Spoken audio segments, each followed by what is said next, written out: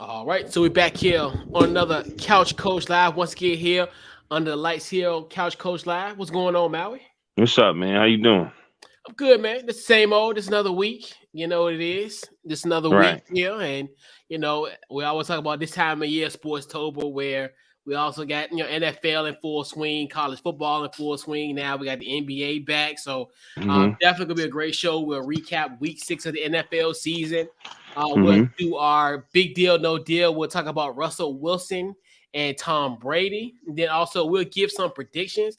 Probably sure to go wrong, but it'd be fun to watch in June when the NBA finals come, and we'll kind of give our thoughts of who we think is going to win some awards. We got some interesting Mm-hmm. ones as well that we'll be discussing, and not just your run of the mill who's going to be the MVP.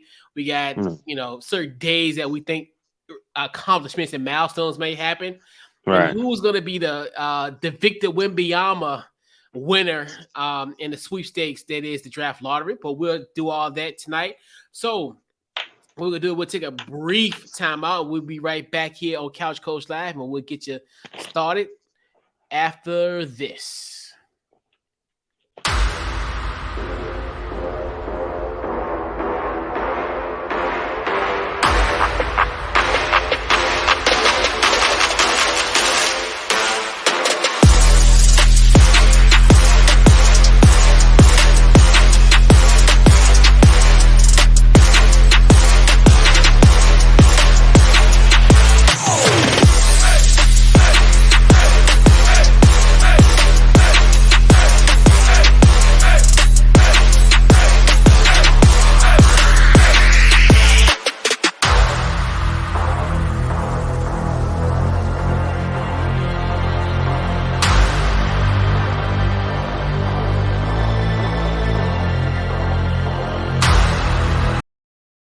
All right, so we're back here once again on Couch Coach Live. So we did talk about kind of preview what we're gonna have tonight. So before we get started, definitely got to give a huge shout out to the good folks at Goalie. Head over to goalie.com, use the promo code Couch Coach to get yourself 10% off at checkout. So as we talked about Sportstober, we're in the thick of October, aka Sportstober.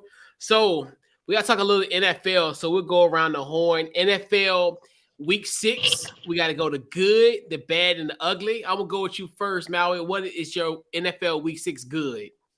First off, the fact that we won, I'm just happy that we was able to get a win. October is so important, man. If your September wasn't that good, it's to either balance it out or get as most wins as you can. You know what I mean? But honestly, my good is I put the Jets as a team. The Jets beating the Packers is historic. They hadn't won since Favre was there. It was the first time since 2006 that they was on the main game of Fox, and they actually win at Lambeau Field. The Jets looking like they, especially since Wilson started, right? Yeah. Mm-hmm. Right. Since he been there, they 3-0. You know what I mean? And right. I think Yeah, they they might three. have. I don't know. No. I think they won the Steelers. Let me see. I got it right here. They beat the Dolphins, the Steelers, and the Packers. Yeah, I know Flacco lost because they 4-2. I know they lost to somebody with Flacco there. Yeah, so I Yeah, think so the he Jets. might be undefeated. Yeah, Yeah, I think Jets is he's 3-3. undefeated. So yeah, I really gave it to them, and also I got another good, and I'm gonna give it to the Falcons. I remember when we were doing the preview of the division, we actually had them last, and there was a lot of question marks, but it looked like that division is really a toss up and an opportunity, and the Falcons is doing their thing. They're actually tied for first. They're number 2, so definitely got to give a shout out to them. You know what I mean? Yeah, and actually, I gotta do a screen grab on the Falcons because I did say they were going to be a dark horse in the South, and Hmm. then I remember Stu was like, "Well, Marcus Mariota," and I kept on saying, and it's funny because I think it might have been Terry Bradshaw, or I think it might have been Terry Bradshaw that was talking about it on Sunday about like as far as the acquisition of Arthur Smith of Marcus Mariota and talk about the history that they Hmm. had in Tennessee. And I was like, I bought that up in August. So let me Right. clip that as well. And I said that was going to be something, and not saying that he was going to be a world beater, but he was going Right. to be that he was going to at least carry the offense. Like it won't be as bad of a drop off that was with a aging Matt Ryan now, Right. who's pretty much relegated on the bench in Indianapolis. So I kind of, even though it's early, and like you Right. said, It's early. it's early, but they are a dark horse, and they are going to be playing meaningful football in the month of Yeah, October, in the month Mark. of not November, yeah, October and then November, yeah, Mark, the quarterback for the Falcons. I don't want to mess his name up, but you can arguably say he actually is probably the best quarterback in the division. You know what I mean? Like, because you much know what I more mean. elder, yeah, You can say Brady. Brady is Brady, but if you really watching them games, Brady making completions, but it ain't like what you think. You know what I yeah. mean? Yeah. Yeah, my good has got to be the Jets as well, and then the fact that, like you said, they were the main game on Fox, which I thought that was really interesting. Like Right. seeing them play, and this is like really the first time I actually seen them play like from start to finish. Obviously, because Yeah. I have my interest. I have keen interest on one game and one game only during these Right. weeks. But Right. seeing what they doing, the good was the Jets, but definitely the good was the Bills, and the Bills was another one Yeah. where I don't want to and put them. I kept on and I said, and I'm telling you, and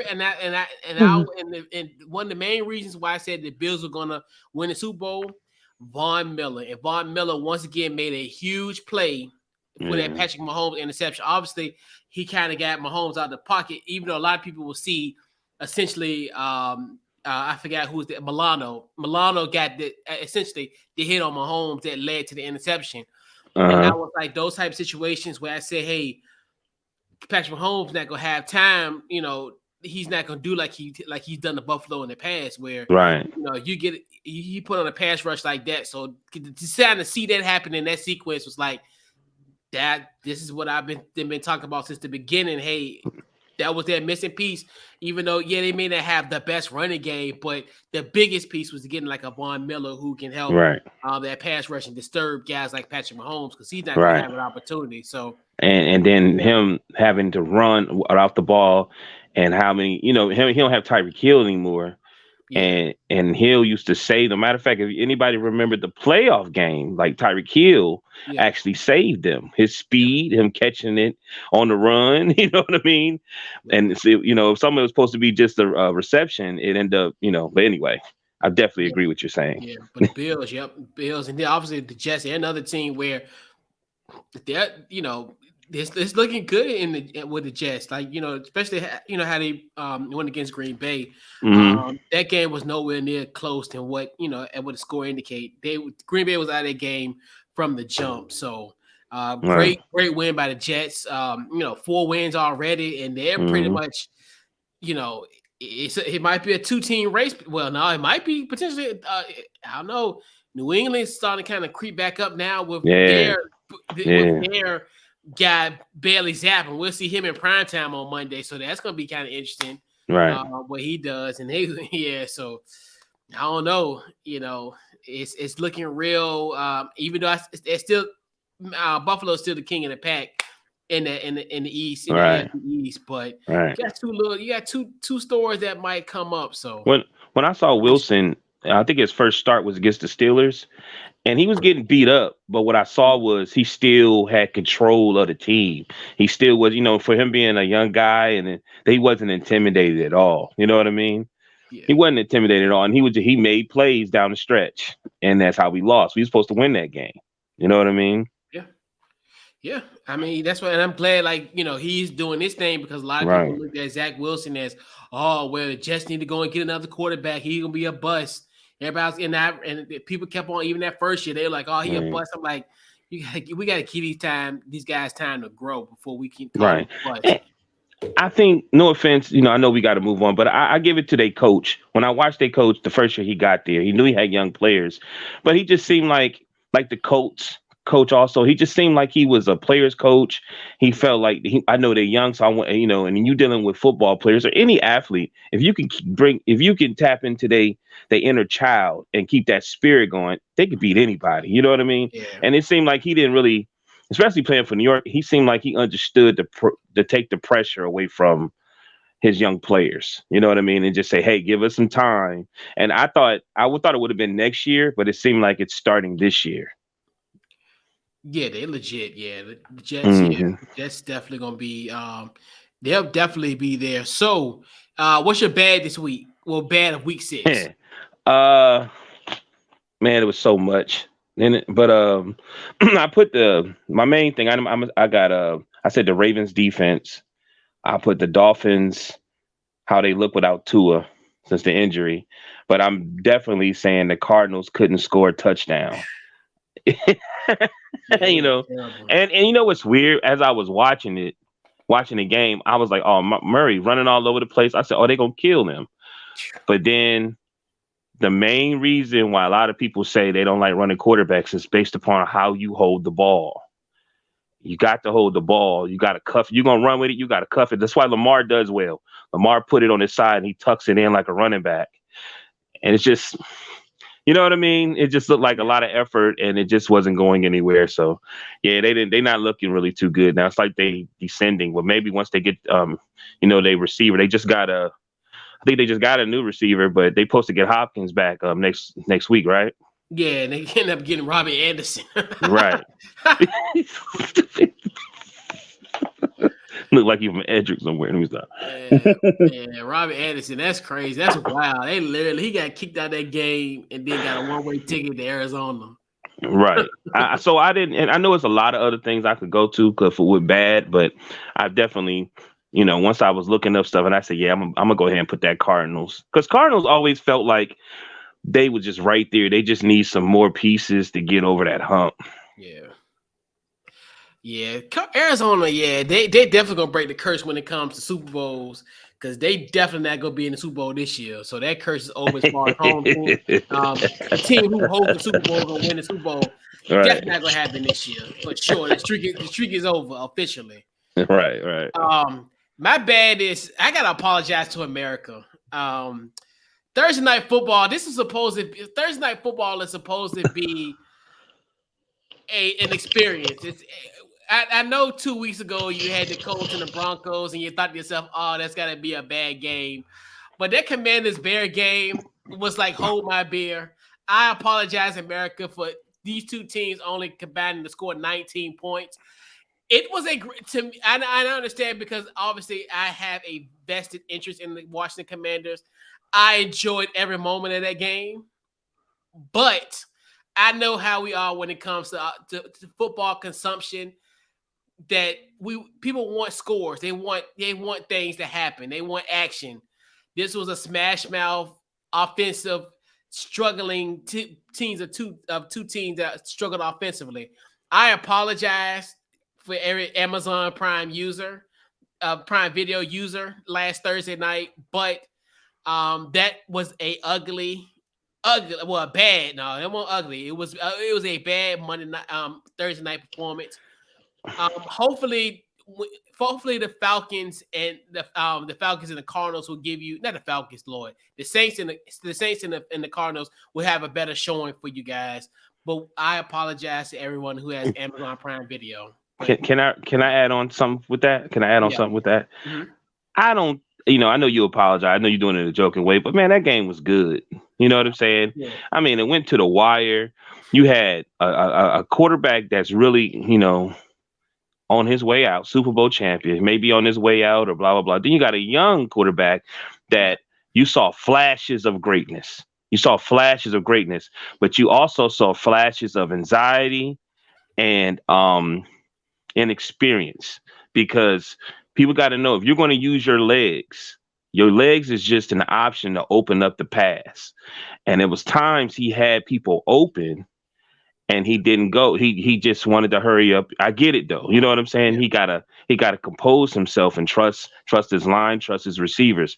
Because I was watching, he running right, and I'm like, bro, from what I saw, you do better running left. You know what I'm saying? yeah, Remember that big run he had towards the end of the game?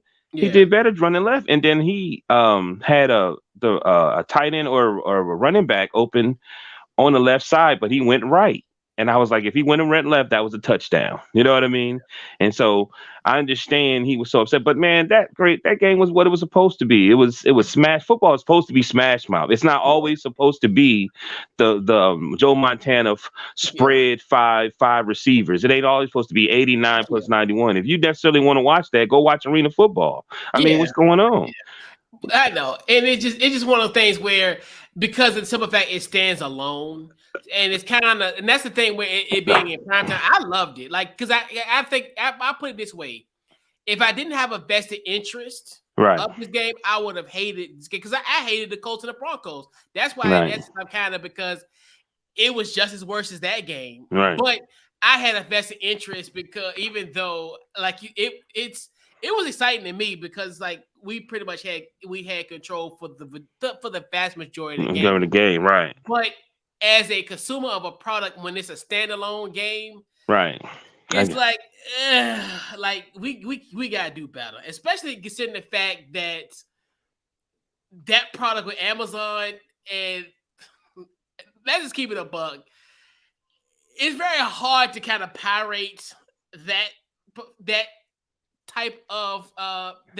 that type of service. So mm-hmm. it's kind of one of those where it's like most people had to pay for that.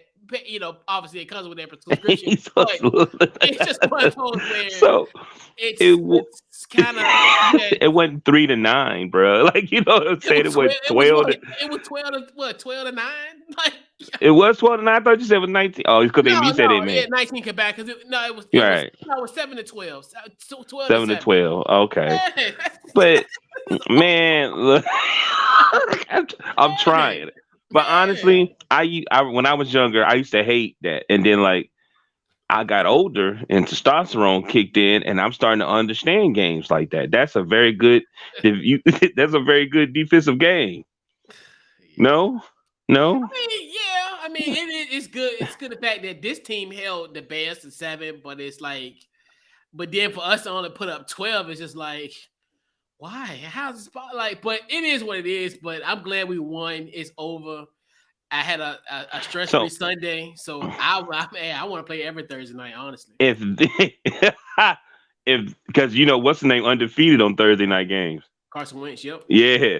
So, but I'll say this: if that was the Cowboys and or the Steelers or some type of franchise that all over the place, man, they wouldn't have cared. They were just happy they got the one. They wouldn't have been complaining about the game because especially the style of how they play. You know what I mean? Yeah, they So don't. Yeah, I'd be shocked to see teams winning 32-28. I'm like, well, damn. Was there any defense? yeah, That's just me though. yeah. But for the vast majority, I know I enjoyed it, but I understand how people felt because I know I wanted an apology for that Broncos. I wanted to ask Russell Wilson to give me an apology, but I fell asleep on that game. But yeah, Mm. it'd be like that. So you're ugly for week 6. Now, I'm not saying literally. I'm Yeah. not saying literally, but I just thought the situation was ugly. Robbie Anderson. I'm not saying literally ugly, but I'm just saying the situation didn't look bad. Um, but at least he was able to go to another team. So they said he hadn't been happy for a while. So that's what's up. I guess I'm saying this because it seemed like there's an issue with these three quarterbacks, these veteran quarterbacks, and I'm putting the Bucks. Also said the Bucks, the Packers, letting the Jets beat them, and I'm also saying the Panthers with the QB situation, and definitely the Broncos. What's the issue? Is it the coach or is it Russ? You know what I mean? So that's my ugly for right now. Yeah. Definitely Matt, would have said the Steelers if they wouldn't have won. yeah. Matt's got to be, I think, just Denver. I think more so what Russell Wilson. I'm like, it's just to a point where it's really bad. Like, it's to a point where you see it week in and week out, like constantly just the bad play because I think it's just for the simple fact of how much Denver gave up. Like they really gave up a lot of Right. capital, draft capital for the next 2 years. Right. Traded up assets, especially like, I look at a guy like a Noah Fant, like who was a valuable asset on Right. that team as well. You traded him, and it's just the simple fact of, and then they're 2-4, like, and you getting this type of results, and it's just it's bad. Like even seeing on Monday Night Football, and that's nothing we see, he could be on prime time a few more times, and it's just getting, and that's one thing too you're seeing, and it's like it's glaring. A part of it too, where it's odd, like it could be. I think it's a combination of both. I think Mm-hmm. like Hack is gonna be he's gonna be one and done in Denver. I don't think he's gonna Mm-hmm. last in Denver this year because the way they're going at this rate. I don't think they're going to be, I don't think they're going to do anything. And like you said, because he's going to be the first one to go, because it's going to be hard to get rid of Russ. You Mm-hmm. put so much into him as far as financially. So I look at that. It could be, I think it could be, it's a shared responsibility, but I think at the end of the day, it really falls down to Russ, because if you look at some of those, some of the plays and stuff, there he had guys that were wide open. Like if he would have looked one way, hey, he's had tons of opportunities where he had guys that was wide open. So those type of things, hey, that and that's just kind of fall back on him. But then also too, Hackett, where it's like it somewhat the play calling can fall on him as well too, like him executing his offense. So it's just ugly in Denver. I just the simple fact of, even though I didn't expect Denver to be like, oh, they're gonna win the AFC West. No, I figured they would probably be a little bit better than last year, because obviously last year they were 7-10. I figured Mm-hmm. there'd be a team that probably win maybe 9 games and potentially. I didn't think they were gonna make the playoffs, but at least I thought they would at least be playing, at least hovering at 500 week in and week out, and they'll be somewhat a dark horse in the division. But now it's just like they're pretty much, if it weren't for Vegas, they would, it would be, it would be in last place essentially. But with them being 2-4, this Let's Ride experiment is falling off the cliff Mm. real quick. Like Yeah. Let's Ride, you might want to put on a seatbelt and a booster seat, because this Yeah, I getting don't. ugly. What you think the problem is? You just think that he washed up? Like maybe it's over with. He don't have the drive anymore, I or it's don't. just to get when you just because okay, how what his last contract? Do you think you can remember how much it was? Because it had to be 100 something. It's like 140, 100. Oh, that one when he was in the ride, when he was in the bed, was like, I forgot what he said. That was so wild. I remember he was in the bed with Sierra and was like, "Oh, bro, I want to pull that clip up so quick." Like, I forgot what he said. He said something, bro. I'm tempted now. I'm ready to find that clip, but I'm like, bro, I was like, what? Like, because he signed it. I want to say it won't maybe about 4 or 5 years ago. It wasn't even that long ago. Right. But when he signed that deal, bro, he was in the bed with Sierra. Was like, I forgot what he said. I see And that's y'all in what's the crazy. morning or That's what something to like me is that. crazy. Even when he got his money, because I remember that happened. It seemed like you know what though, it wasn't that long ago because when he signed the contract, I was shocked because that's when she started. Sierra and all them was complaining about he can't get he doesn't have a line to protect him. You remember that? Yeah. And then he signed ended up getting a contract, and I was like, why did he sign a contract if he complaining? You know what I mean? Yeah. So I was just shocked that the Broncos even gave him an extension. Yeah. Oh, yeah, bro. Out, bro. He about to cock out that water balls. Yo, oh my gosh! I'm trying to find out where I can what You his know, thoughts, bro. because But I'm it's sitting so here. wild. I know we're gonna talk about it a little bit later, but I'm sitting here like, yo, like you got what you wanted, or did he want to leave? But wifey wanted him to leave. Bro. Yeah, and it's gonna go very well with our next topic that we'll talk about Right. momentarily. But you know what I find so really, really funny about all this? But Hmm? yo, bro, it's like, yo, you just unlocked that memory, bro. Like What? Where's I That play it? joke What? was so corny, bro. Like it was so funny. Like I'm getting ready. I'm gonna pull it up on it. Yo. It was too funny not to like even include this. Oh, there we go. All right, let me I'm gonna share my screen momentarily. Let's get What? this thing going. You ask Oh, him. He knew I was locking him down. bro. You mad 'cause I was lock you up. All right. All right. Shout out to the SAS guard. All right, all right, we in here. All right, we gonna let's see. All right, so before we get that going, is it up? All right, so good. All right, so let me see if I can put this in full screen. But before we do this, it's gonna be fair use, fair use. Let me. All right, let me, bro.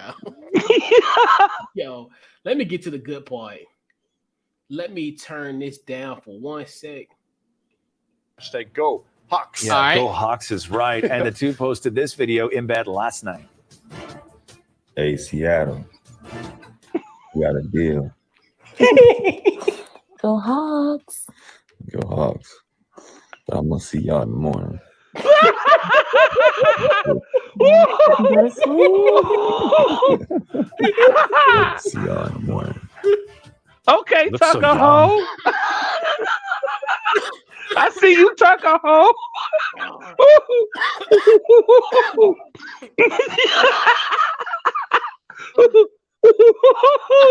So fair use. Shout out to E Canada. So don't flag us, but we here a fair use. We just did that to show you kind of you unlock the memory. So I was like, you know what? I have to show that because I You know who was upset about that? who. Future. He's like, oh no, he didn't. That was funny. He was like, I see y'all in the morning. Yeah, you know. What? Seattle. What? Yeah, that was funny. It was right at 140. I remember that too. That's crazy. She was like, go Hawks. That is hilarious. That was in 2000. And what year was this? When did that happen? Let me see. Shoot. They would have it. I thought they had a time. Anyway, it don't even really matter. But yeah, it's been a minute. But yeah, and that's when the extension happened, and then all of a sudden, because even last year he played all right, even with the finger situation, before the surgery and everything, and even when he came back, there's a lot of things with him too. I remember he always did well and y'all pointed that out on the show. The Seahawks always did well in the beginning of the season, and then they kind of started slipping up towards the end. And then, you always go to that Super Bowl when they had him beat, and then he threw it when he should have just handed the ball off. Yeah. Yeah, I know, right? It's crazy. But yeah. So we're debuting a new segment this week called that's crazy. Deal or No Deal. So basically, and we'll get that going. So 28. Yep. So pretty much on the Richard Sherman podcast, he had Marshawn Lynch on there. And Marshawn Lynch, and like you said, Marshawn Lynch as real as can be. You know how he get down. He pretty much said, hey, I really want to talk to Russ and just see what's good with him, make sure that he good, because obviously he going through some stuff now. He's like, I want to make sure he good. Right. So then Richard Sherman, who I love Richard Sherman. Richard Sherman messy, but he a good messy. So what he was saying, right, was like, well, he ended up alluding the fact that that he doesn't have his teammates don't have access to Russell Wilson. What they have to do, they have to actually call his manager in order to get in contact with Russell Wilson himself. So big deal or no deal that pretty much in order for you to talk to Russell Wilson, you got to talk to his manager. Well, you got to get through his manager. Is it a big deal or a no deal for you? I put no deal. Okay. But like it's really hard. But honestly though, man, it's professional. You know what I'm saying? And okay, I'm gonna say this. because I guess this segment's supposed to be fast, but I think players like him that are elite players, I think it should be a big deal because that's what football fans think. But you gotta understand, these dudes is multimillionaires. They have to deal with all these different type of personalities. So if something is really wrong, um, they're not, unless they already was close to him, they're not calling him. You know what I mean? I just don't see it. So that's why I said no deal. Got to be professional. You're getting paid millions of dollars. That's how I look at it. I think it's a big deal. Hmm. Just a simple fact of with him being a quarterback, he's being a leader. Like, and I don't think it's a Yeah. situation where it's like I think the like no one can call him like Right. obviously what Richard Sherman alluded to, which I think is a QB. I think he should be accessible. I think for him to be the face of a Yeah. franchise, I think I agree. it's a big deal. I think to me, it personally is a big deal for me because you have to be present. You have to be around Right. and it's not necessarily because it could be a situation where you could just have give out a phone number for your teammates and teammates only and have a phone for something else. Like, like saying you allude about the money situation. You can have a situation because what if, because he would be somebody I would like to talk to as a teammate about something. Like if something's on my mind or something, I want my leader to be accessible. In that sense. So I definitely think it's a big deal. And then you look at even in this case where, and I agree with Marshawn Lynch. Like if I have to talk to you through someone else, I'm not going to reach out. Because to me, I don't like that. Like to me, if I had to reach out to you and I have a personal relationship with you, why do I have to reach out to someone else who I don't know to reach out to you for the person that I know? So that's my biggest thing where I don't like that. And I'm thinking this is for everybody, like past and present, his former Seahawks teammates and probably his current Denver Broncos teammates. So to me, I hate the fact that I think it's a big deal. I mean, I didn't know where you were going to go, so I'm happy we both have different perspectives. But for me personally, I do think it's a big deal because the type of leader that I am and how I am. But the thing of it is like, first of all, I remember when people was really breaking down football, like the defense don't even really know the offense like that. You know what I mean? They don't even really, because you always with the defense. But then you talking about people who get millions of dollars. You know what I'm saying? And so some of them get millions, 100 millions, and some of them get 50 million, some of them get such and such. And I just think I'm just saying I could understand a certain person saying, hey, if you want to talk to him, you got to go through a manager. I could understand that. I think people might be shocked that it's Russell Wilson. You know what I'm saying? You probably thought that you probably thought that because he's such a good guy that everybody has his number. He probably has him over for, blah, blah, blah. But clearly that's not who he is. Yeah, and that's fine. But I can understand if it's people like, say, for instance, like people who don't know him, like in a sense, like if it was like say, for instance, for us, hey, I want Russ to come on the show. Yes, I do need to go through that proper channel. I need to go through that because of that. Right. But if it's a guy who I spend more time with him than I spend with my own family. I'm with you from from sun up to sundown during the NFL season. And if I want to talk to you after, that's where I'm like, I don't like that. I think I think especially considering the fact with him being a quarterback and being the leader of a team, leadership in essence do come with those type of responsibilities for you to be open and available to that to certain people. It's especially your teammates.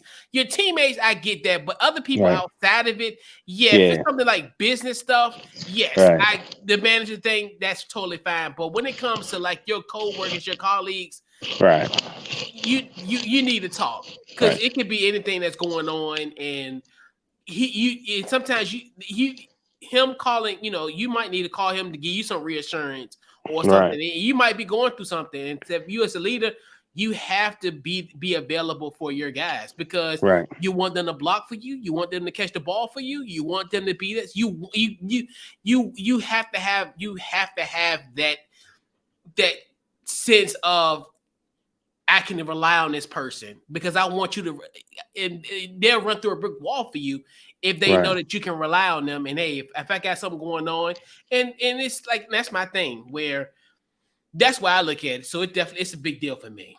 So let me ask you a question. Now that you know this, are you happy that you don't have him as your quarterback? Yeah, I mean to a point where I'm glad I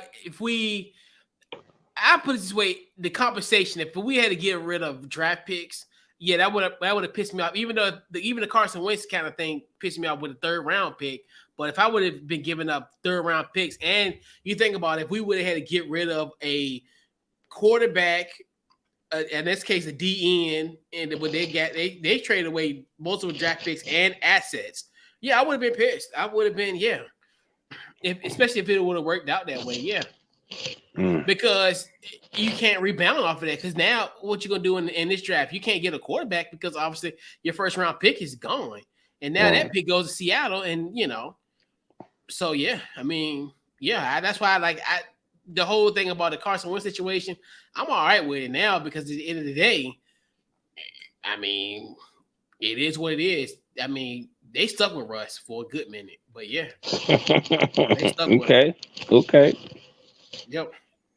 So, our next topic, deal or no deal. So, we got to talk about our boy Thomas Brady. So, Tom Brady, our guy, I'm going to say our guy. I think I use that lightly. But Robert Kraft gets married. Well, I put it this way.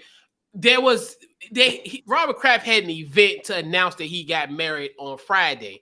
So, it was with a couple, obviously former Patriots players, most notably Tom Brady was there, and this was on a Friday night.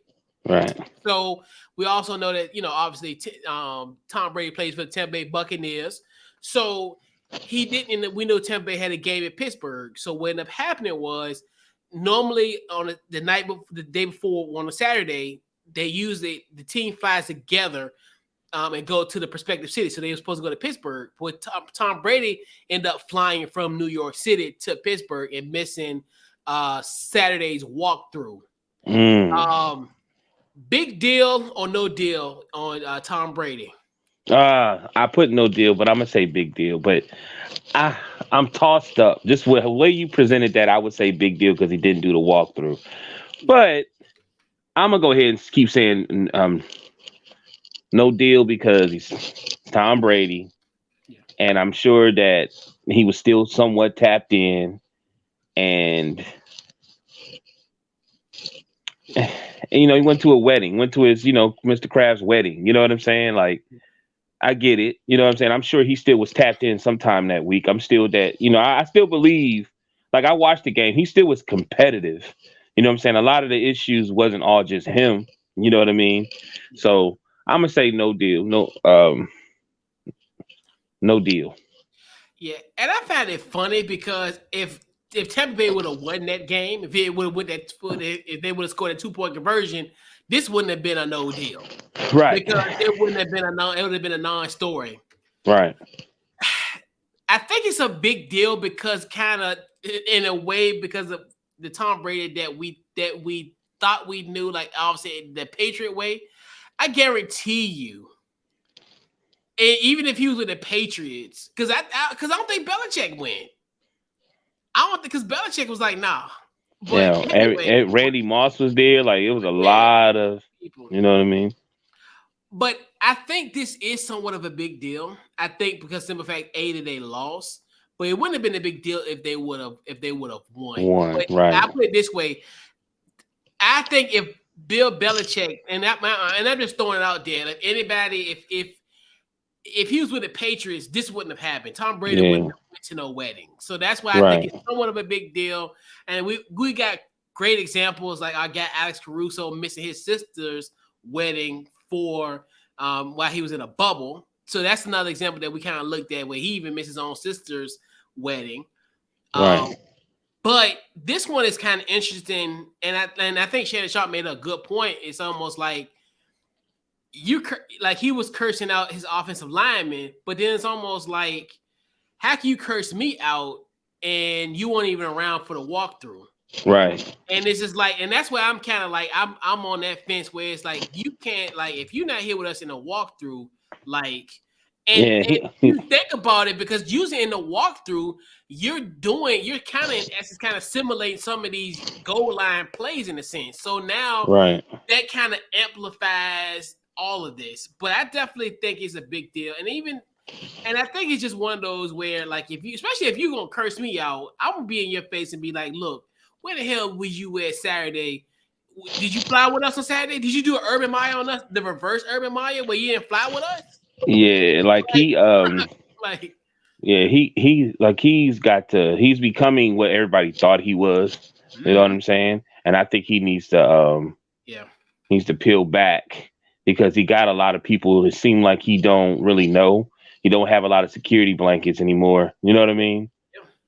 Like, he's always had a security blanket. He had Wes Welker. Who was the other one? The other short receivers. Wes Welker, Julian Edelman.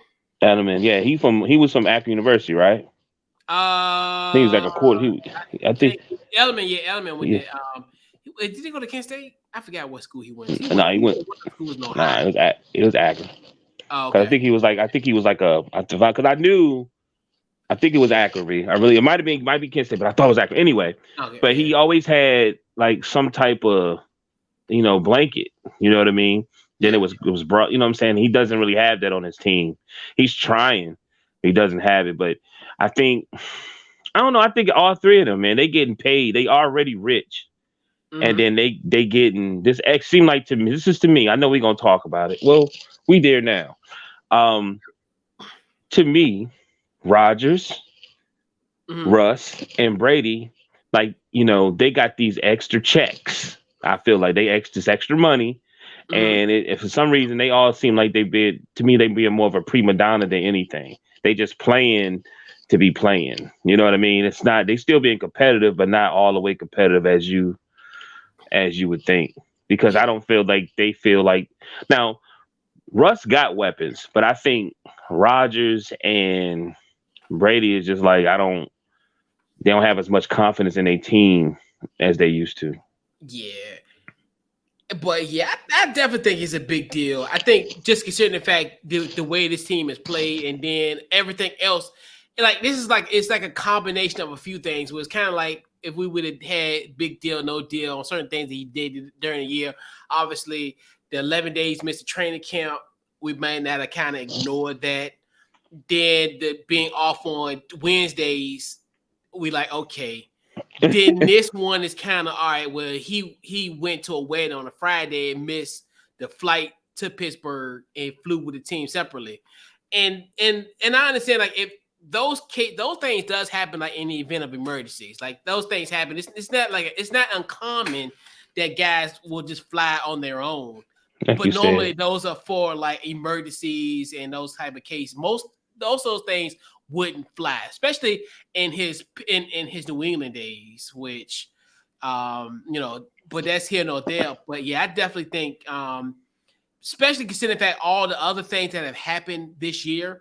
This is like it's the beginning of a big deal, where this was a sum of no deals now turned into a big deal. Well, yeah, like I said, I just feel like they playing, like, for instance, the Bucks really haven't played well, and they still number one in the division. You know what I mean? Yeah. And I don't know. Rodgers to me seemed like he just. Yeah, you know what I mean? It seems like the last few years he just like, it is. We're gonna be okay. You know what I mean? Like, he just somewhere else. Yeah. And then I don't know. I think Russ might have lost a step. Yeah. Oh yeah, for sure. So we're gonna transition to the association, where we had opening night on Tuesday. So I know we're a little late to the party, but when you got an 82 game regular season, you can do predictions 48 hours after tip it is what it is, and that's what we're gonna do here on Couch Coach Live, and that's how it is. That's how we get down, and we gonna definitely put these up once the season is over, and to see what did we get right and what did we get wrong. I got a strange feeling, even though we're in October, I think we'll get some of these right. But probably by the time we get to June, by the end of the NBA season, we're gonna be like, damn, we were totally off. Right. But that's the beauty thing about the NBA and doing predictions for anything. So our first prediction of the night, who will get the NBA MVP? Who you got? I mean, my heart, it's a certain person, but I'm gonna Mhm. keep it 100. I think it's his time. He's been playing more. He was hurt all the time, but I think it's gonna be Joel Embiid. I think that it's just his time. I think he's been runner up. I think he won the scoring title. I think the MVP is like the Grammys or the Oscars. You know what I'm saying? There's certain people you think should win it that year, but then they pick somebody else, and then you be like, okay, should he win it next time? You know what I mean? Mhm. So I think even Joker. I think Joker got it because he was consistent and he didn't get hurt much. You know what I'm saying? He was probably one of the most consistent players. A lot of people think Joel Embiid and him was right there because Joel Embiid won the scoring title, right?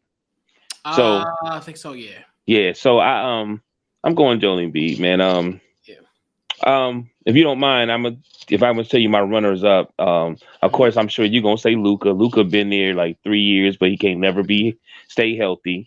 But I think Ja Morant. I think this is gonna be that season that he about to push forward. Yeah. I said Joel Embiid as well. I think he's going to be the MVP of this league. And I think and honestly he should have been the MVP last year. Right. And now I think people are gonna like the Jokic argument is gonna really be interesting because I don't think they're gonna want him to be a 3-time MVP. So I think it's gonna be one of those where it's like if Embiid has a season like he did last year, he's gonna slide into that because a lot of people was hesitant to give Jokic the MVP last year and making him a 2-time MVP. No telling what's gonna be the conversation when it's time for him potentially become a 3rd-time MVP. So that's gonna be kind of interesting. But like you said, I think and I see Philly being really successful this year. So I definitely think it'll definitely be on the backs of him. And a runner up, I think potentially is Kevin Durant.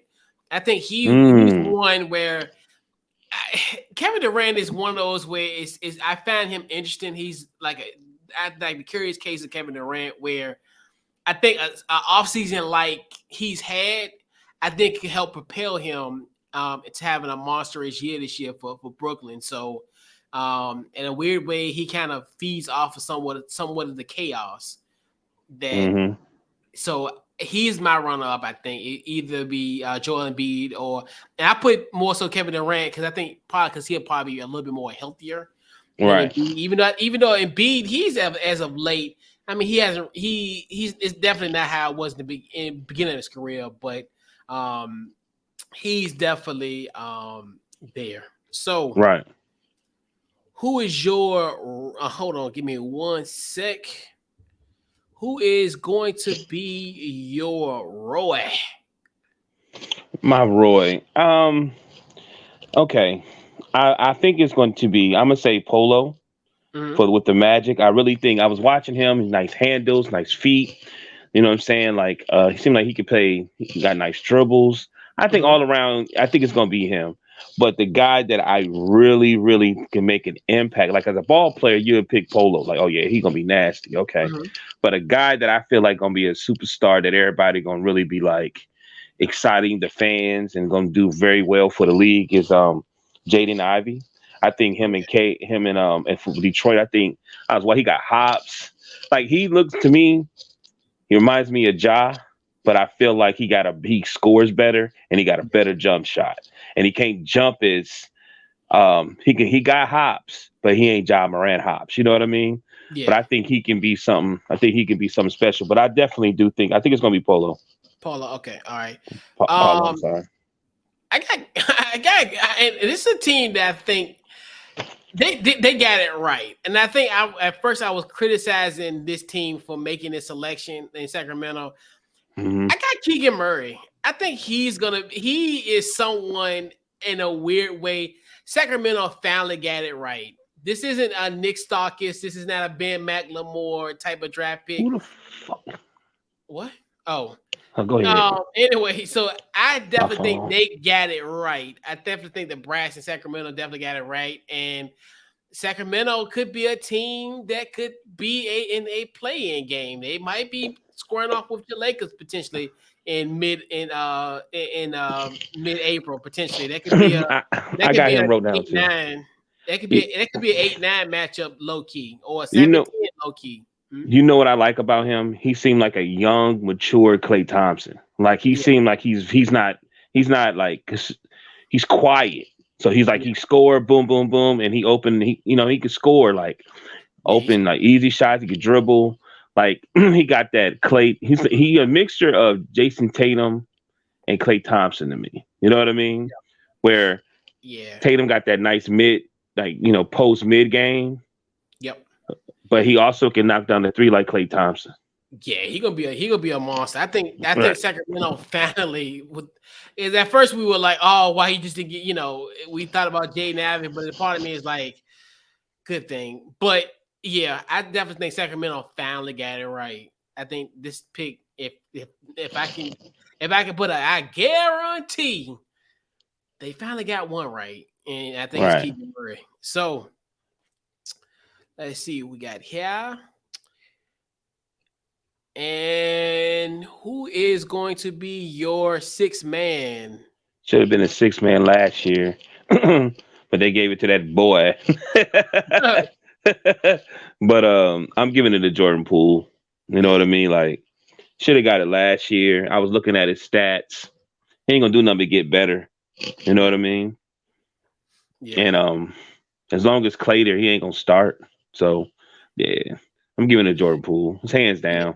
Same here. I think that's unanimous because I think it speaks to kind of what Kenny Smith said last night, where the scary thing about Golden State is if they play 4 games, they got guys essentially. You'll see every game, every 4th game, you'll see a different as far as their best player. And I think that's like you said, Jordan Poole fits into that matrix as far as what Kenny Smith was saying yesterday, where I think he falls into that, and like you said, he's a 6 man, most definitely, and he's battle tested. I was looking at the years, I was like, man, he carried the team where everybody was hurt. Yeah, everybody else is gone. Everybody else is going except for Looney and stuff like that that's been there. But those that core group that was new, they're gone. They're gone. You know what I mean? So I was looking at like last night, Klay did okay in the first half, but the first 7 points in the second half was all Klay. And it's like he's a security blanket. You know what I'm saying? Because I think Klay is still mentally trying to trust his body. So yeah, I hate saying this, but yeah, they're gonna be a little dangerous. Sure. And plus, Michigan is way better than Michigan State all day, any day. So let's see what's our next one. We got Coach of the Year. Oh, this is easy. Who you got? I got Taylor Jenkins. Okay. I feel like last year was Monty, right? Yeah. Mm-hmm. Right. So I'm looking at, I go to the bubble, and it started in the bubble with the Suns, and then the next year with where the Suns went, and then they gave it to Monty, right? So I feel like, watching what Memphis did last year, and I feel, no offense to Warrior fans, I feel like if Ja didn't get hurt, they might have beat them. I think they might have beat them. And you know why? Because Memphis had been beating the Warriors anyway. You know what I mean? Yeah. For the last few years. So, they always was better than what we thought they were anyway. So yeah, I'm giving it to him. I mean, they play defense. They got shooters. They're all a balanced team. They're all around balanced team. They got height. Yeah, so I'm giving it to him. And then he been there 3 years. So the first 2 years, there was an average of 34, 35 wins to winning 56 games the next last year. Yeah, he deserves it. Yeah. So mine's is gotta be, I think, the best coach in Southern California, Ty Lue. I think he'll be the coach of the year. Oh, Yeah, in this Clipper squad. I definitely now, obviously, with a healthy Kawhi, then bringing in John Wall. I definitely think they'll be a team that definitely will contend. Because you think about it, if you look at as far as surprising teams, as far as you probably not gonna give it to Steve Kerr, right, Abonte Williams, and even though we really don't expect a lot from Phoenix, right, but even if he does something, he's not going to definitely in essence going to right. do it again. Taylor Jenkins, yeah, if he can, potentially guide his team 50 plus wins. But I definitely think Ty Lue is going to be the coach of the year without a shadow of doubt. Defensive player of the year. Who you got? Ben Simmons. Ben Simmons. Yeah. I mean, I Yep. think that's what's going to be with the Nets. Yep. I think that's going to probably help them get an identity by having him because he is a defensive minded point guard. Well, forward, even though he could play point guard, you know what I mean? I think he's always been defensive minded. And once he can play defense and steal and blah, blah, blah, they get the run and they're going to be dangerous, man. You know Yeah. what I mean? For sure. And like you said, and I think that's where that's what makes Brooklyn really scary, where you with them, having a Ben Simmons where he's not in essence gonna have to you rely on him on scoring. Right. He can guard your best perimeter defender. So that's gonna be where it takes a load off of guys like Kevin Durant. It takes a load off like Kyrie, like it takes a load off of all those guys. And they got the night, you got obviously an elite score, you got a great Right. ball handling Kyrie Irving, and then great shooters like Right. my boy Joel Harris, and then you got a lockdown defending Ben Simmons. But give me Rudy Gobert, the Stifle Tower. Again? I think so, and I think that's weird, like how you look at essentially, and I think you'll see a lot, especially him with Cat.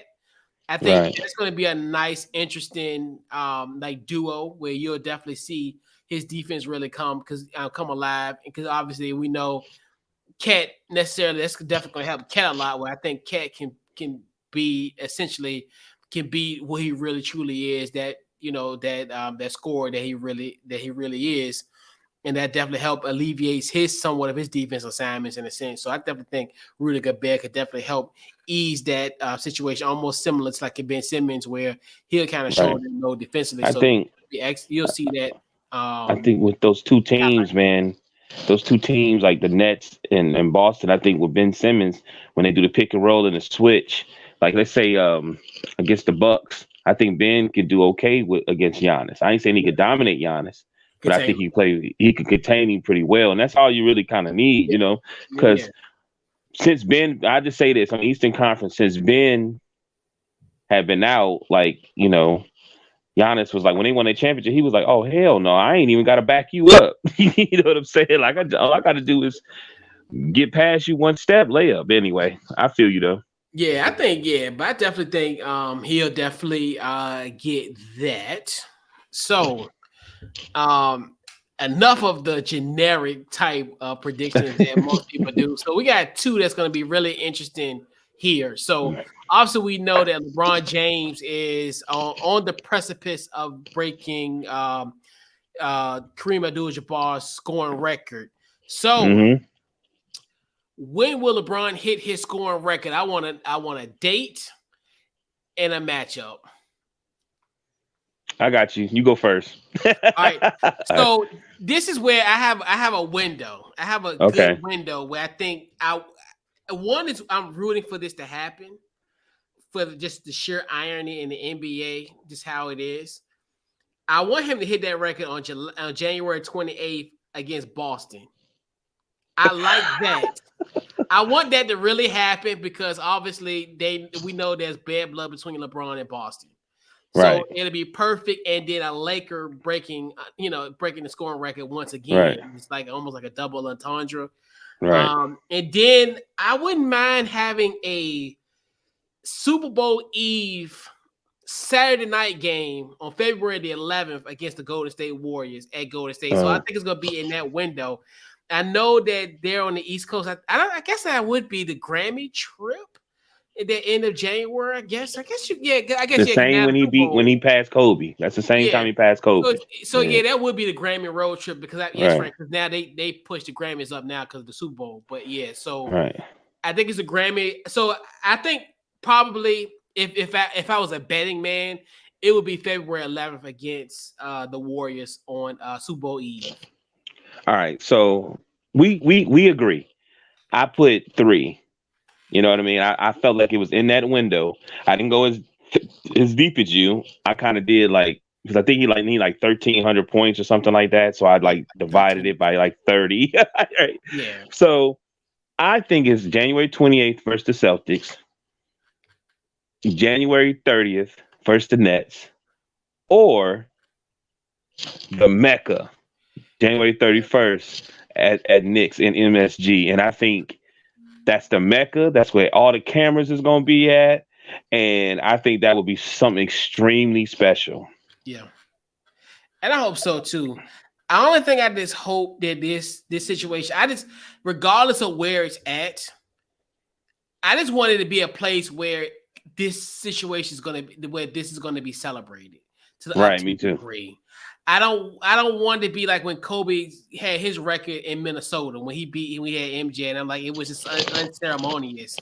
Like, I'm serious. Like, like these certain moments, I'm like, respect. You gotta respect what people have done. So to me, I just want to be at a place. I don't even want it at the Staples Center because I definitely think they'll give him his due, but I think it's Yeah, gonna be one of those. they haven't accepted him. Right. To me, they really haven't accepted him. Right. You know what I'm saying? For who he really is. And that's why I just hope he is somewhere where it's celebrated. Like you said, the Knicks, I think they'll do it.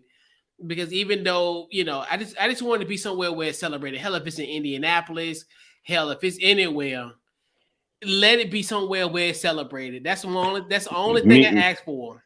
Me personally, I want it before the trade deadline because I'm watching him. Mm-hmm. And there's no disrespect to him. I know he like playing basketball. I know he like using everybody and bringing the best out of everybody. I don't see that. What I do see is him trying to get these numbers up. I'm just being last 2 seasons, I'm being honest. That's what I've seen.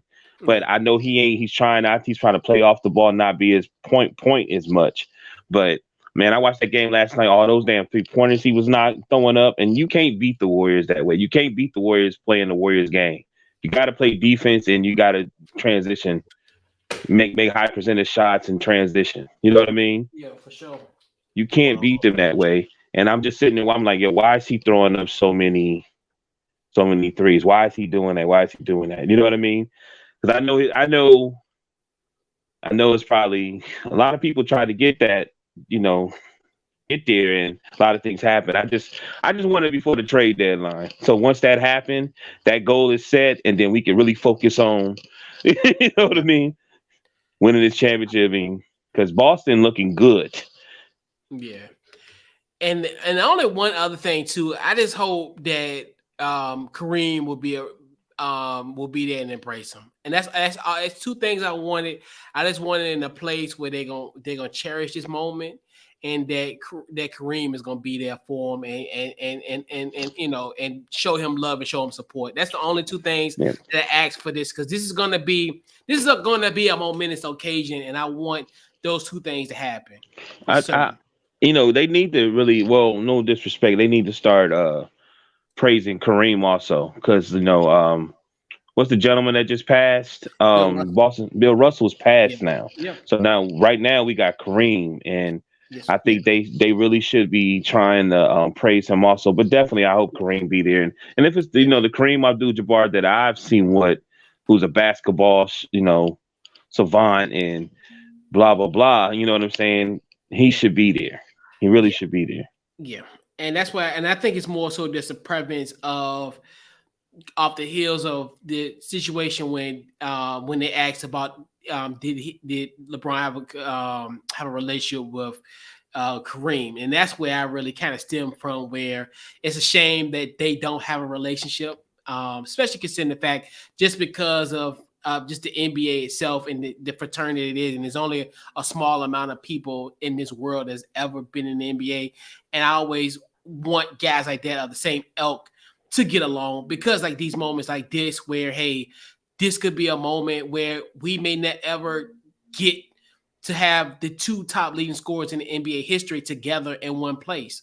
Like you said, you talk about Bill Russell passing away earlier this year, and a few months ago. But and he was like the ambassador of our game. Essentially, he was the one that we talked about it during the show. He's your favorite player's favorite player. Like we talk about everybody. If you talk about Jordan, all the other, guys, people looked up to guys like a Bill Russell. So I just hope, like you said, I just hope Kareem, I hope this all works out, that they embraced, and it's gonna be something that we can just, it's a moment that we can all cherish as NBA fans, because we're all fans of the sport, and we're just all fans of both of these guys. So we're just hoping that that does happen. Because I mean, deep down, I believe they are. It's a fraternity. Like, I don't think anybody know this, but I remember when I think Kobe, they lost in the playoffs, or they lost in the championship, and they asked Magic, did he have a relationship with Kobe? Well, Magic said no. Magic said, no, I don't have you know what I mean? And then when LeBron then won the championship, he was saying how he said, look how LeBron dressed. Like, you know what I'm saying? Like, it was just, you could tell who he was a fan of and who he really wasn't. You know what I mean? Let's just be honest with you. You know what I'm saying? So if they hear Magic said that he doesn't, him being this profound Laker, and say that he doesn't have a relationship with Kobe, I thought that was weird. But let's go back to what we was talking about. You know what I'm saying? Hey, just because they are represented of an organization or something, don't mean that everybody get along, everybody talk every day, everybody have a relationship. They might just be a hi, bye, or say some small talk and then keep it moving. Yeah, and that's what I'm hoping. Like, and I'm hoping it'll be more than what meets the eye when it actually happens.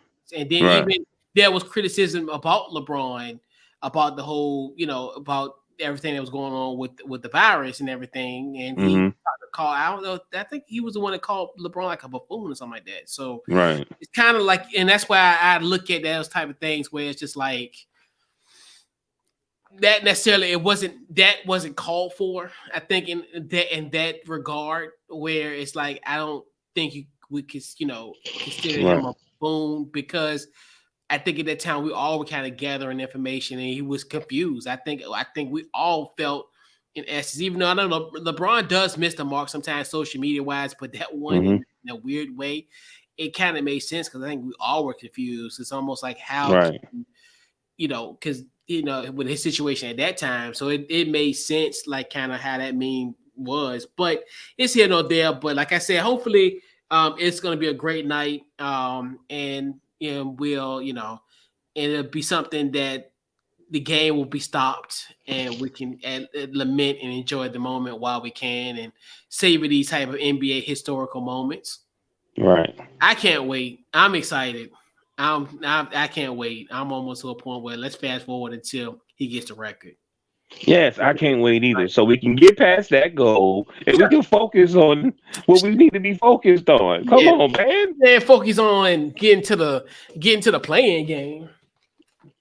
So y'all get that bad week. So you ain't getting that bad week for sure. And then we only it's only been one game. They can make some moves. And everybody got to understand something. It is a new day in the NBA. Last year, Boston smelt really, really, really bad. Yeah. And then look what happened. You know what I mean? All it took was some trades and some movement, and things changed. And that's what y'all thinking. Y'all thinking y'all got email Doku Jr. and Darvin Ham. You need to stop. Look. When he told that story about being shot in the face, I was like, oh man. Yeah. He definitely gonna be a Los Angeles Lakers coach. You know what I'm saying? He just sold that story. When he did a timeout last night, you seen the sweat on his head. He went like he said. Yeah. Like, yeah, Yeah. yeah, Shout, boy. shout out to Darvin Ham, man. That man broke a backboard right here in the backyard at the Coliseum, about 5 blocks away from here. Right. Shout out to Darvin Ham, and RIP to the Richmond Coliseum. Right. I had to throw that out. But anyway, man, that's the press. I'd be walking over there. I'd be like, man, that's shell of itself, and it's gated up. I'm like, it's sad. I walked over there like a few weeks ago. It's sad, bro. Sad, bro. Disrespecting my team like that, man. He's wrong for that. So this is where it's going to be really interesting. So obviously we'll have the draft lottery come up in May. I think that'll be essentially during the conference finals. I'm not sure where it's going to be, Eastern or West, but it don't matter. So we'll know who have the number 1 pick in the 2023 draft. And why this draft is special? Because there's a guy named Victor Wembanyama. He's 7'4".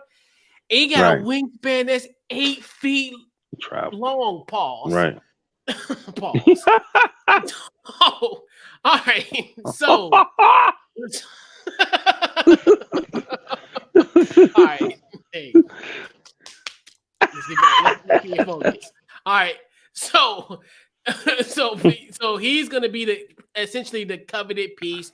And if you're following NBA circles, Adam Silver is pretty much trying to let the hammer down when it comes to tanking.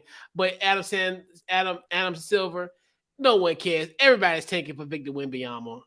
People are gonna be nailing it in. If you're gonna be watching basketball, if I put it this way, if you are a team of any of these fans of in the month of potentially March and April, and your team is not in nowhere near playoff contention, don't go to those games because those games are going to be awful. They are going to tank for we have never seen a 7'4" guy of this magnitude and an 8-foot wingspan. 8-foot wingspan.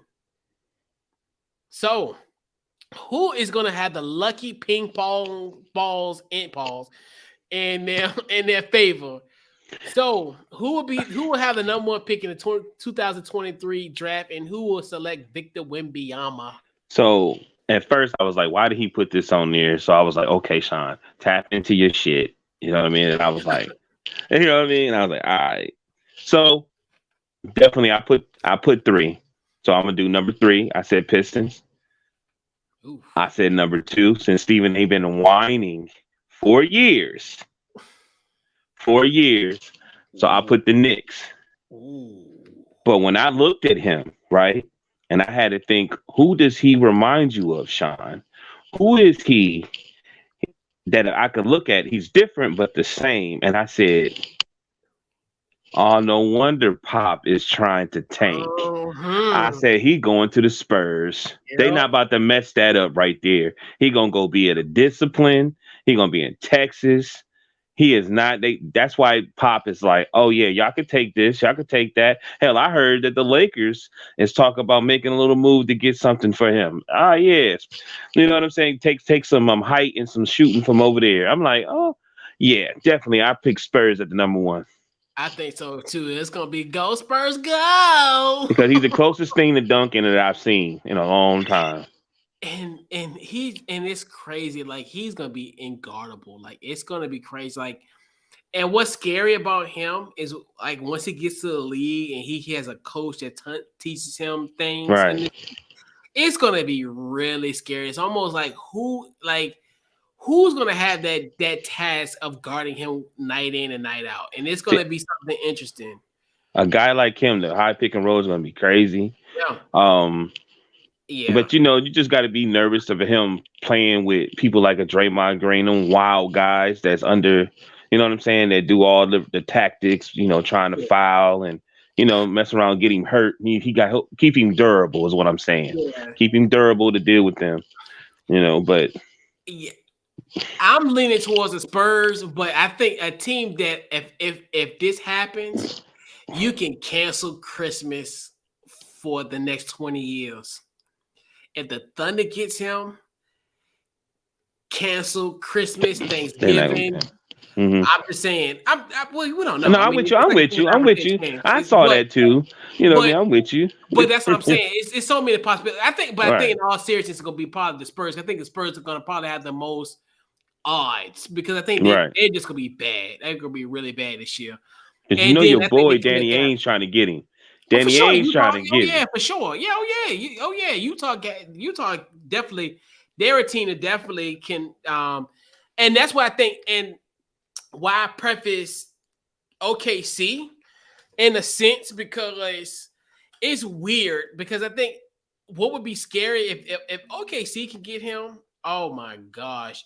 Could you imagine SGA, him, Chet Holmgren when he come back next year?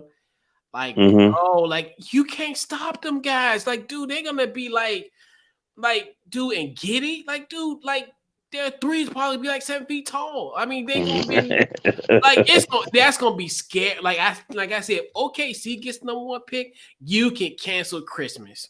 You can cancel Christmas because I'm telling you, they will kill you on the length. You think the Orlando Magic is lengthy?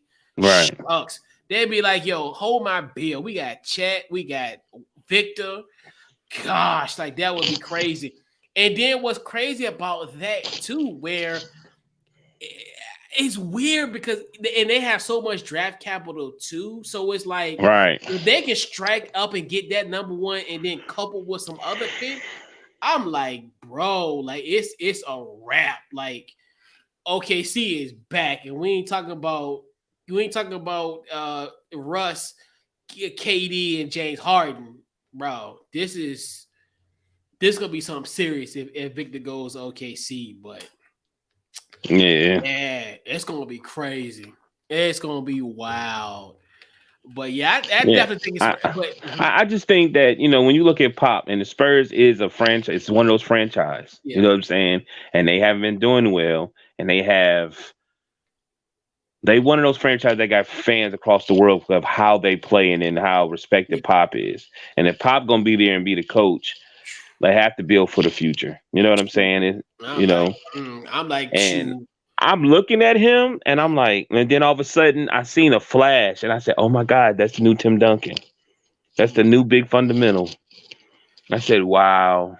And There it shoot. is right there. There it is. Right. I said, yeah, he's going to the Spurs. I'm saying if San Antonio get it, if I'm Beckham, I'm like, look, I resigned. What's the Las Vegas Aces?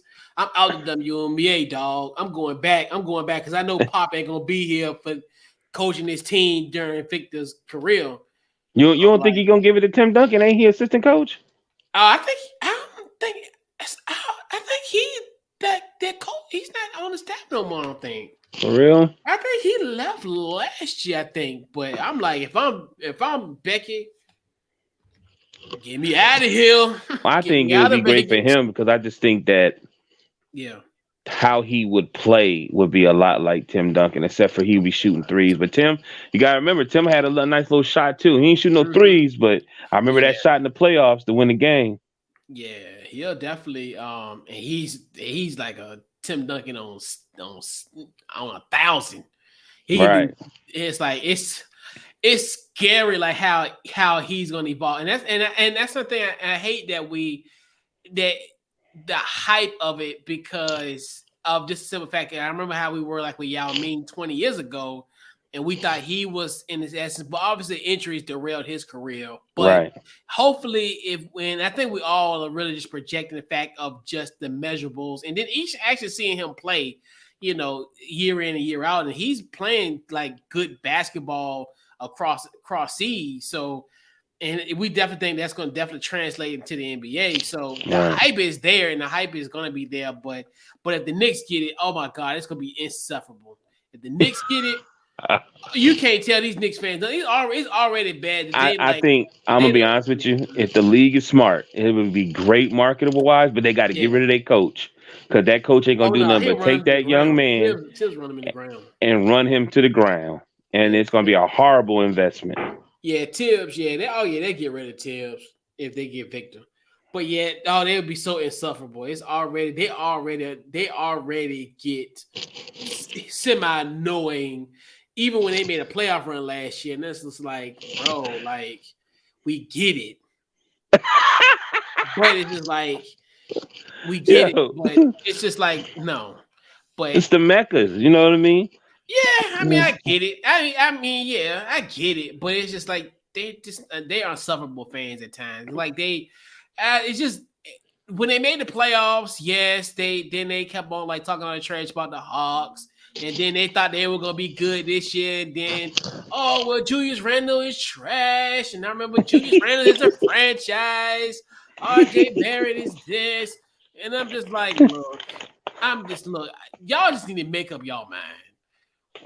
Honestly, but but I definitely think it's gonna be the Spurs when all smoke settles. But that's gonna be a fun draft lottery. Like, gosh, like I would be. Oh gosh, if I was in that predicament as far as being in that environment for the draft lottery, if I get that, I probably piss my pants. If I get like, for real, like that's you're talking about had like your franchise. I mean, like right, because but it is what it is. So let's round out our NBA predictions. So I know I said your NBA champion. So I want your Eastern and Western Conference champion, and who's gonna win win it all. Who you got? Oh man.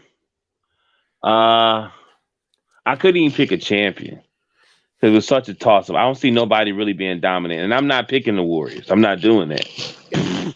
But anyway, I'm gonna freestyle it. Eastern. I'm gonna say the 76ers. Okay. And I really don't have no confidence with that because I put ball, but I'm say the 76ers, and I'm gonna say I believe Memphis is gonna be there. Okay.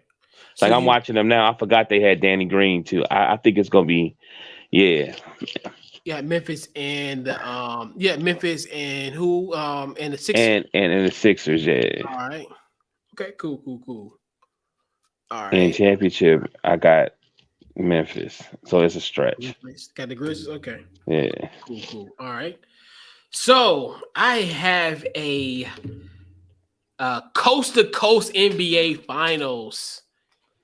I have the Brooklyn Nets representing the Eastern Conference Versus the Clippers. Versus the Los Angeles Clippers. Yeah, of course you do. And start singing the blues, guys. The Los Angeles Clippers will win the 2022-23 NBA championship. Start spreading the news. Start having a parade in Los Angeles that's going to circle from Staples Center all the way to Inglewood, our new home of the Los Angeles Clippers. I'm telling you now, Clippers win. I'm going to be pissed because Rob Pelinka should have gave up that first round pick and traded Westbrook for John Wall. That was the dumbest thing I cannot believe. I don't understand that. Why would you not? If anything, take John Wall to see if he's healthy. Why would you not take John Wall, man? Anybody would take John Wall over Westbrook. You're bugging. And the beauty thing about with John Wall, he will revitalize his team and it's going to create depth for this team. And this team was essentially a Kawhi injury away and a Serge Ibaka back injury away from being in the NBA Finals in 2021. So I'm going to say it like this. The Los Angeles Clippers will win the NBA championship. And it's going to be a hard-fought championship, but it's going to be a coast-to-coast matchup with the Brooklyn Nets. And this will be a win for all of America. The little brothers of Southern California, everyone will embrace this Los Angeles Clippers team, win it for Ballmer, and hopefully they'll give us the new Microsoft Office 365. Ain't nobody cheering for no team called the Clippers. We are. Clippers.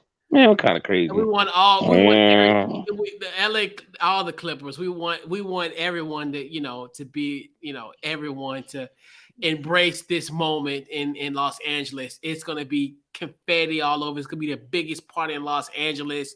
You'll see the party even here in Virginia. It's gonna be that massive. How are you gonna be called the Clippers and you can't give a player a discount on a roundup? Come on, man. Because you know why? Because we stuck in a leasing agreement with the damn Staples Center. When we go to England, we have a barbershop probably.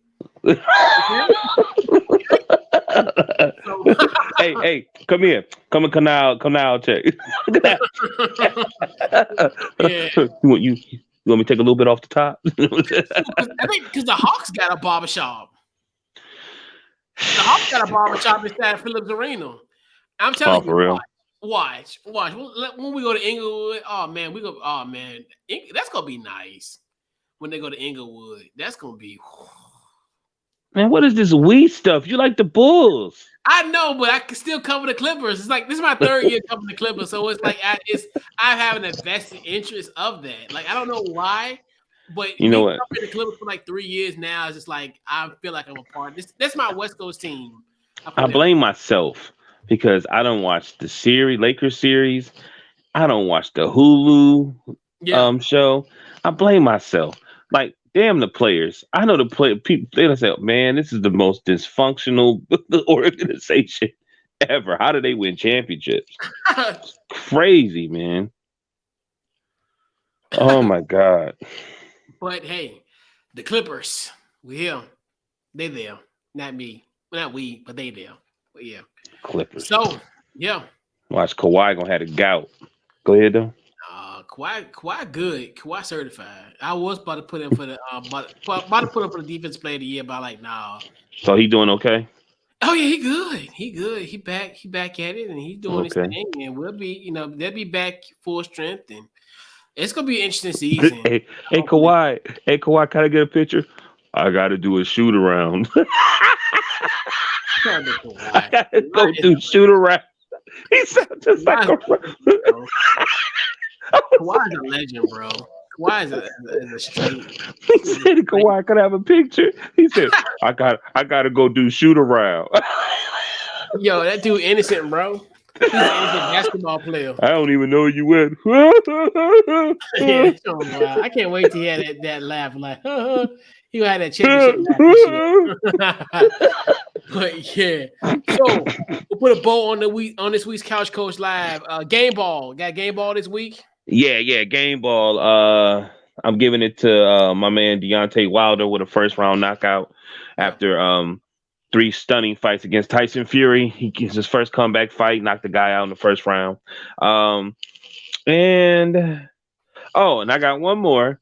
Mm-hmm. Shout out. I'm gonna give him cold game ball to Mitch Trubinsky for coming in and keeping the energy going and pushing forward and beating Tom Brady. Shout out to him. He deserves it for this sorry ass. But he got 1 TD, pass rating 142 with 144 yards passing. Start him. I told you, Mitchell, Joe Montana, Trubisky. That fourth quarter was legendary. That fourth quarter was stuff of legendary. Shout out to my little nephew. Shout out to him. And I gotta give my game ball to the University of Tennessee, the Volunteers. Yeah, that by far was the greatest college football game that I did not see. You wanna know why? Why? Well, I did. I watched a little bit of it. I was covering the Kickers game. That's right. I watched a little bit of it for the most part. I watched like the end. That was such a great scene. Everybody cloaked in that Tennessee orange on that field, and that goal post was one half was in the part of the river, the other one was out. God knows where it was at. But what a great scene! That first win in this Nick Saban era for this Tennessee, and Hendon Hooker, great performance. That was a Heisman moment like no other. I think he booked his ticket to go to New York in December. Okay. Everything goes to plan. And please, NFL GMs, do not mistake that just because he's 24 years old, he's still draft eligible. Don't let that mess fool you. He beat Alabama. He played for Tennessee. Like Hendon Hooker, he played phenomenal. It's cool under pressure. Like he made the throws when necessary. he is definitely going to have a seat at that Heisman. He had a Heisman moment that I haven't seen in quite some time. I know I exercise hyperbole weekly, but this one does not validate hyperbole. This was fact.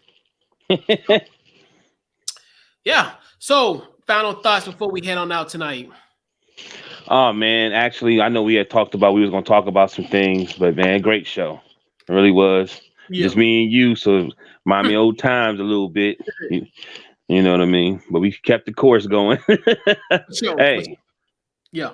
hey, Seattle. I'll see you in the morning. Bro. That was wild. Like, bro, this man, I'm telling you, like, he's probably gonna be known for like the most cringiest things, the most cringiest quarterback in NFL history. Like, dude, if he the stuff that he said, let's ride, Broncos country, let's ride, see y'all in the morning. Like, dude, like the danger witch, the sandwich, bro, like, dude. And I know we show love for Russ on here because obviously he's still in my heart is still the 2-time Richard Tanner Dispatch Player of the Year. But Lord, but Lord, he didn't deliver some cringe moments in his NFL career. It's gonna be two things I'm gonna remember Russ for. A, 2-time Richard Tanner Dispatch Player of the Year. And then two, the most cringiest phrases in NFL history. If it ain't let's ride, danger witch. Like, it's like you be sticking up for that shit too. You be like, man, for it's hard to be 2-time Richmond 2-time exactly, bro, in the illustrious history of Richard Town Dispatch, that is a hell of a feat. I don't care what no one says. I want to get all the Richard Town Dispatch Players of the Year and I want and shout out to our guy Wayne Epps. He came on the show. He from the RTD and he came on on one of the episodes and he understands it as well. So definitely huge shout out to our guy Wayne. But people who know that's a big deal. That is hilarious. 2-time Richmond time. If he needs to go back to that, then maybe he'll give his phone number out to his teammates. You ain't get there by yourself. Yep, and you proving the point even more. Like, dude, like who gonna block for you? Who gonna do these things for you? And they ain't accessible to you. It's like, think about it, like us. If I can call you, right? But could you imagine? Can we put out names like as a joke, as a joke in any way? You know, can we bring up? Can I say T? Go ahead, whatever you want to. I gotta call you. Hey, yo, Malvin, let me call you. I can't call you. I gotta call Tori to get to you. Right. How that makes sense? I talk to you more than I would talk to Tori. Right. You know what I'm saying? So like that's how I'm like, that's why I gotta illustrate that point like 1,000 times. Where it's like, but anyway, but yeah. But you know what though? I'm gonna tell you something. So he was saying that was when he was with the Seahawks. That's how it was, or it's like that way now. Now because Marshawn Lynch was trying to say, hey, I need to call Buddy.